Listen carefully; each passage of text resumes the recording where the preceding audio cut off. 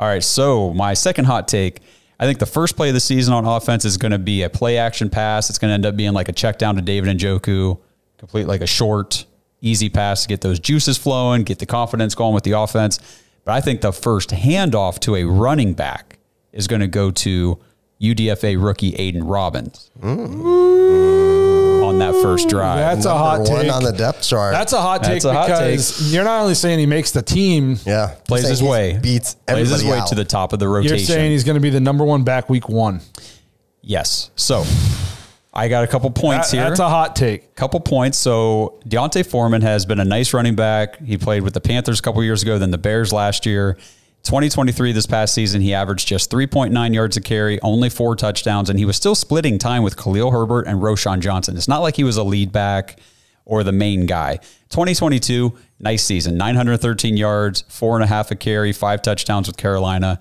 They didn't really have another option, so he kind of became the de facto running back. But his pass blocking grades, the last 2 years, really bad, 29.5, 14.8.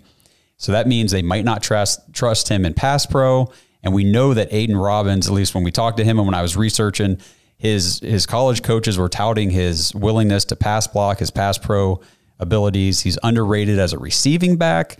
So I think with a nice preseason, nice training camp, he could outwork D'Onta Foreman. And I think if we get that split carry workload with him and Jerome Ford, I think it could be him as the lead guy with Foreman kind of just being the spell guy. I know it is a hot take. That's a hot take. Yeah. What did we sign Foreman? Was it a 1-year deal? Yeah, just a 1-year deal. I'm thinking, when I'm talking Aidan Robbins, I'm kind of thinking James Robinson. You remember his rookie season? Yeah. Out of nowhere? I think that is definitely a hot take because I'm pretty sure the running back week 1 is going to be Jerome Ford. Well, I'm saying it would be more of like a 60-40 split. I'm not saying he's going to get 100% of the carries or anything. So I think running back, I think the first guy will be Jerome Ford. I think as much as I'm very excited for him, Robbins, I think it's going to be tough to crack the roster.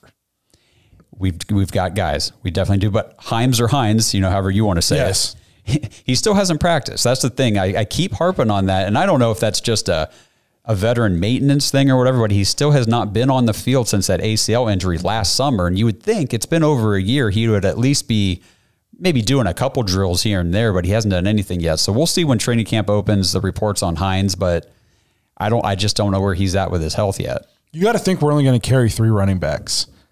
With Ford on the pup? With Chubb on the pup. That's what I meant. Okay. Yeah, so you got to think, and so I'm thinking it's going to be Jerome Ford.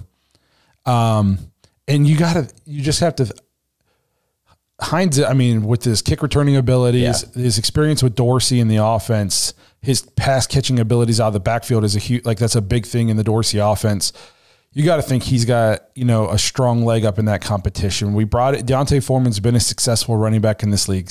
I'm not saying Robbins can't beat him out if he has but he's definitely at the bottom looking up. Like he's going to have to outshine them by a lot, I think, to make the roster. And I want him to make the roster because I don't want to let him go because I think he has a chance to be very good. Yes. Yep. So, but that is definitely a hot take. Okay. I'm glad I got a little spicy on the second one then. Yeah.